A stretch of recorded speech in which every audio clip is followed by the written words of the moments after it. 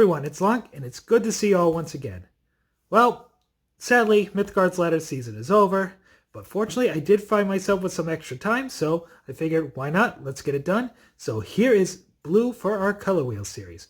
Now, within the game, Blue's faction is known as Norden, and kind of the main faction within the faction are the Valkyries. The Valkyries are an all-female biker gang. They love their freedom, they have a lot of respect for nature, and with their worship of Valhalla, they have access to some additional powers as well. And blue is a very interesting color because it really has a lot going on for it. When people think of blue, the first thing they probably think of is enchantments. And yeah, blue has more enchantments than any other color. It also has some of the more powerful enchantments within the game. Two abilities that you'll see quite frequently are Overrun. Blue has more Overrun than any other color. It also has a lot of regeneration in there as well. Blue also has access to a little bit of direct damage, spells like Thunderclap and Ice Spike, usually lightning and thunder based because, Norse mythology. And the other thing that you see a lot of in blue is they have a lot of movement based abilities and spells as well. Spells like Jaunt or Allfather's Horn, and then minions like Fossagrim or Bridge Ray Troll can grant some additional actions or additional movement to the minions so they can hop around on the board. And the other thing to note with blue is their minions tend to be a bit on the larger side. They don't go quite as big as green does, but at the lower end of the mana curve, at 1, 2, 3, and 4 mana, their minions tend to be just a little bit bigger than some of the other factions out there. So overall, I would say the feel of blue is it's aggressive, but not quite as aggressive as mono red is. It also has a lot of versatility, but it's not quite as versatile as, say, mono orange. So it falls somewhere in between. I would say overall Blue's feel is an aggressive mid-range color.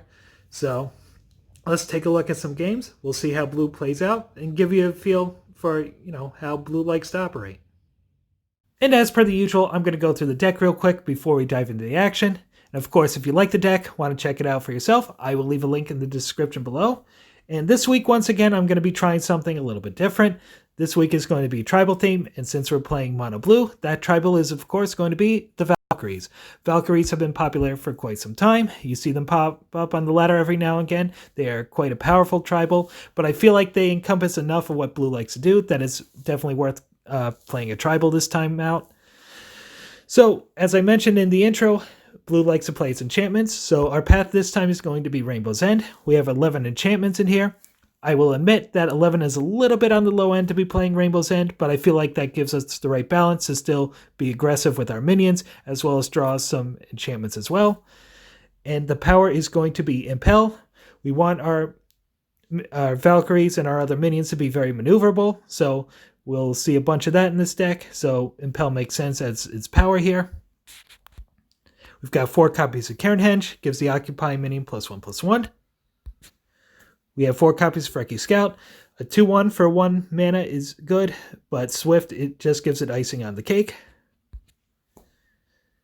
Then we have 3 copies of Demolition Speedway. It gives the occupying minion +2/+0 and Overrun, so this is a good way to punch through our enemy's defenses if we need to get in damage if they clog up the board. Then we have 3 copies of Ironheart Thane. Not a Valkyrie, but just a good tough body for 2 mana. It's a 2/3, and whenever an enemy minion dies, it heals itself, so this can be tough for our opponents to deal with in the early game. Then we have 4 copies of Valkyrie Tough. A 3/3 for 2 mana is a great rate. It's pretty vanilla otherwise, but if we can get this on an enchantment, this gets even stronger. Then we have 1 copy of Brainstorm.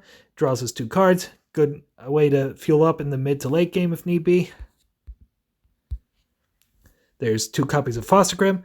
3/4 for 3 mana is a good rate, but when it comes on the battlefield, it gives our other minions a move action, so we can shift our other minions around, and it also has regen 1, so this is another one that can be tough in the early game for our opponents to deal with, especially if they're trying to block it. Then we have 2 copies of Frecky Sidecar. Blue does not have Rush built in like red does, but if we can get a minion adjacent to this, we can give it Rush, have it fly in for some additional damage.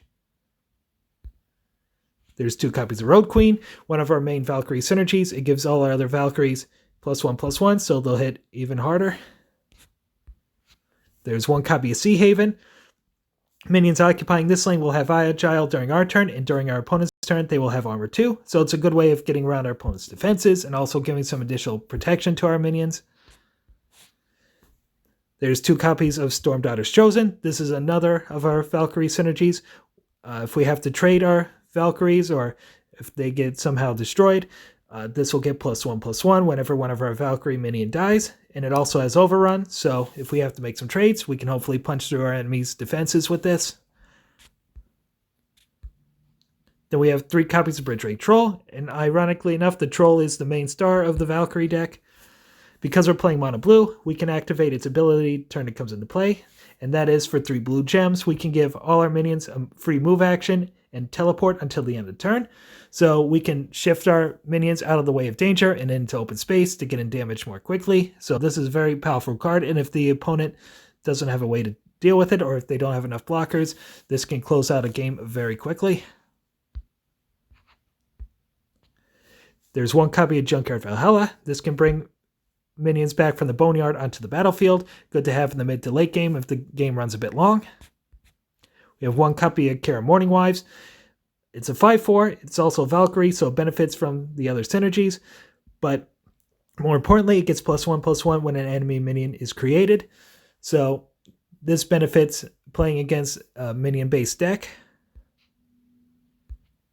We have 1 copy of Thunderclap. It's a nice little one-sided sweeper. It deals 2 damage to our opponent, all their minions. We have 1 Valkyrie Enforcer. It bounces a minion in the opposite lane back to its owner's hand when it comes into play, so it's a useful little tempo spell to have. Then we have 2 copies of Giant Stairway. The occupying minion has +3/+3, so we can take our smaller Valkyries and make them huge. There's 1 copy of Magnus Thornson. It's basically a Thunderclap tacked onto a 4/4 minion, so very powerful card. Then we have a copy of Tyr Monument. Very good aggressive card to have. It has built-in Frenzy, and if it dies while attacking, it comes back to our hand instead of into the Boneyard. So this can be tough, especially if the opponent's expecting to be able to block this. And then finally, we have 1 copy of Allfather's Horn. It gives a standard action to all our minions, then refreshes our mana and gems, banish the spell after casting. So this is a good way to close out the game. You can play this, swing in for 2 attacks with your minions, and then it refreshes the mana and gems so you can still play out stuff on your turn if need be. So very powerful card. Great card to have at the top end of our mana curve. And that is it for the deck. So without any further ado, let's jump into a couple games, see how the deck does. Okay, our opponent in game 1 is going to be Cow Tipper, and it looks like Cow Tipper is playing a mono-orange Zealot type of deck. And our opening hand looks really good, actually. We have stuff to do turns 1, 2, 3, and 4, so yay, nice little curve there. And more importantly, we have a couple Bridgeway Trolls in hand, so when they start playing their bigger, scarier stuff onto the board, we can use the Troll to get out of harm's way and keep doing damage. So let's see how this plays out. Always nice to have a minion on turn 1, but at least we'll get an indication if our opponent's playing aggressively or defensively. And it looks like our opponent wants to play aggressively. If they were going defensive, they probably would have played it in front of the enchantment. So we'll just put a nice big tough right in the middle there.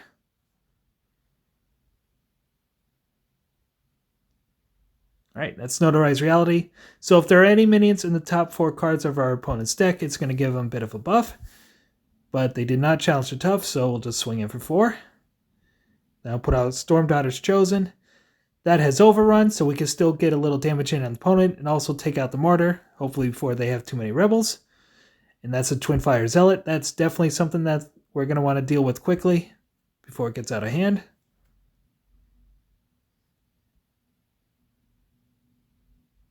So Thunderclap here makes sense. We'll take out the Zealot, and then we can trade with the Martyr, get in for another 4. So we just did 7 damage to our opponent. All right, now they're blocking the tough.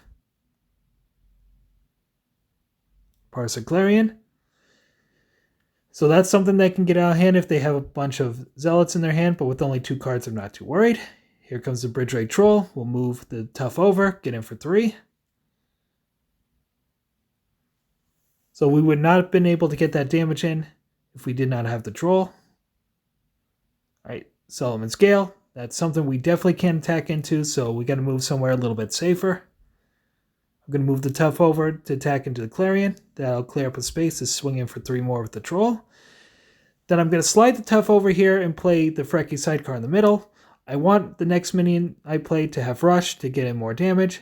And I fully expect that Martyr to trade with the Valkyrie Tough. If I had played the Frecky Sidecar anywhere else, it would have just died to whatever attacked into it.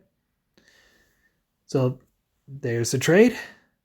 So it looks like our minions are blocked, but we do have an out here. So I'm going to just pause this for a moment rather than try to talk real fast over this, because this is kind of a quick sequence here. If I can clear out that recruit token, that 1/1 to the left of the Frecky Sidecar there, I can get in for a bunch of damage. So what I'm going to do here is I'm going to play the Fossagrim right there in the middle on the enchantment. That'll give my other minions, the Troll and the Sidecar, a free move action. So I'm going to slide them over to the left, then attack into the recruit token with the Frecky Sidecar. That clears the center lane for the attack. And because the Sidecar is now adjacent to the Fossagrim can swing in for 4. Then I'm going to activate the Bridge Raid Troll's ability, give them another free move action, and teleport.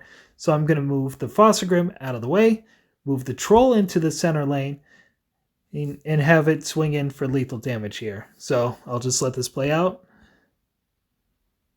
There's Fossagrim, free move action, slide everything over, attack into the token, swing in for 4, activate Troll, Fossagrim out of the way, Troll in the middle, Troll swings in for lethal.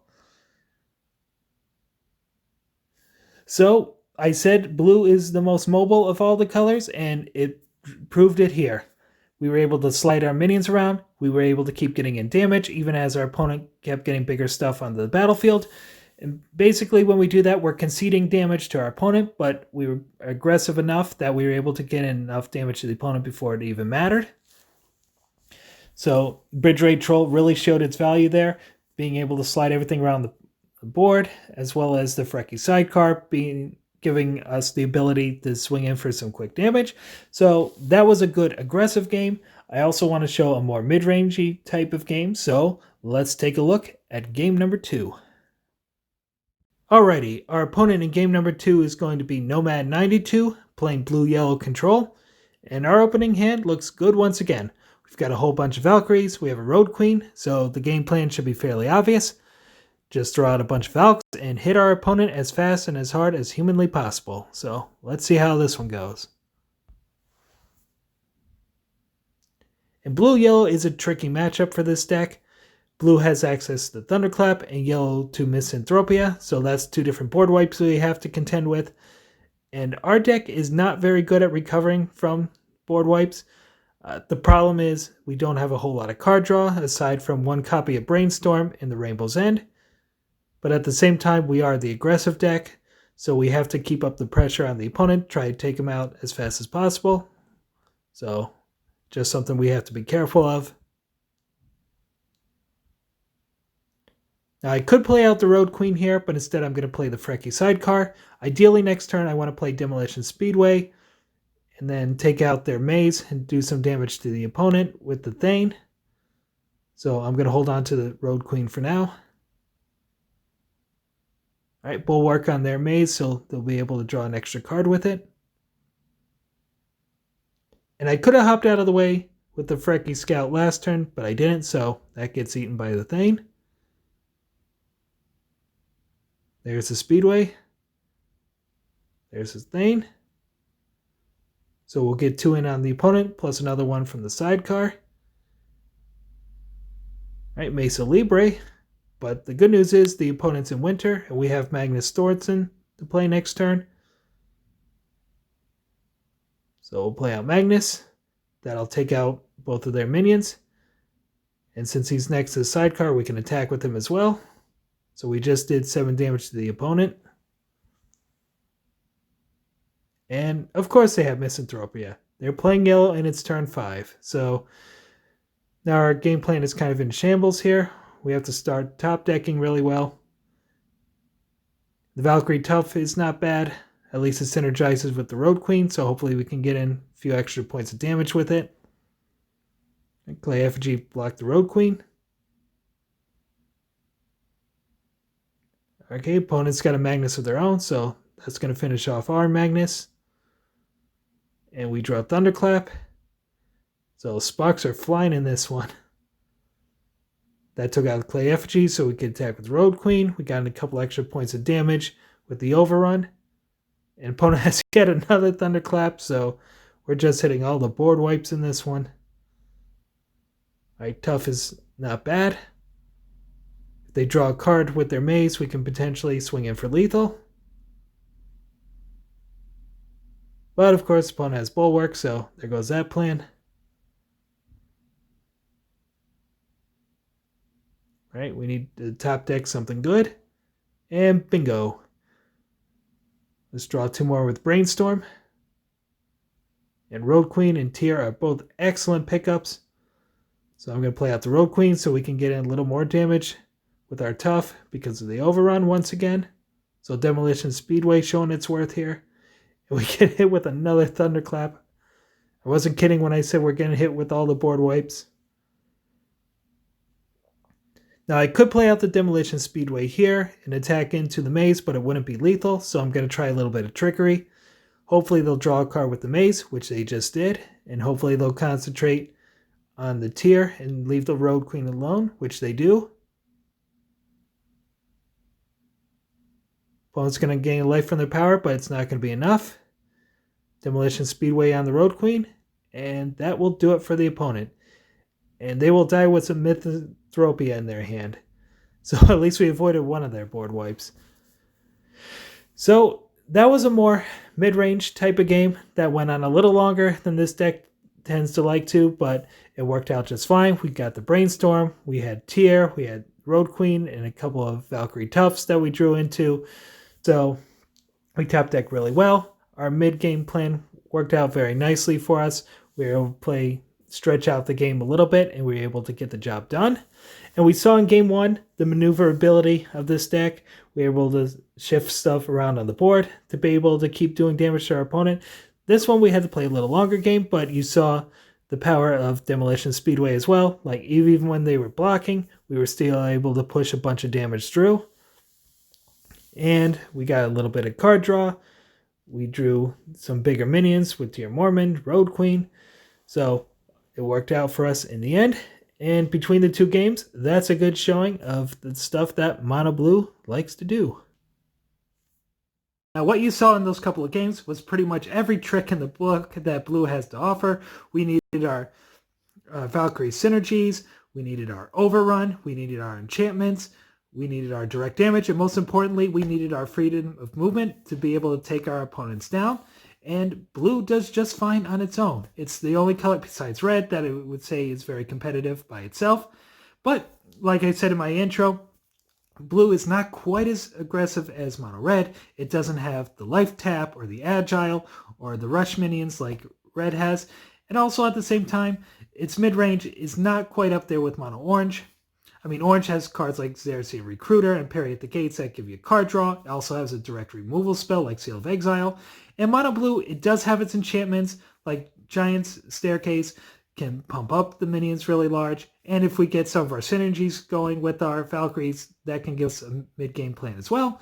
But overall, it just doesn't quite have the tools that Mono Orange does to play a real mid-range game. So overall, Mono Blue is somewhere between red and orange, so it's an aggressive mid-range color. So if you're looking to add some larger minions, a little bit of direct damage, and some cool synergies and some freedom of movement as well, then blue is a color that will definitely help you out.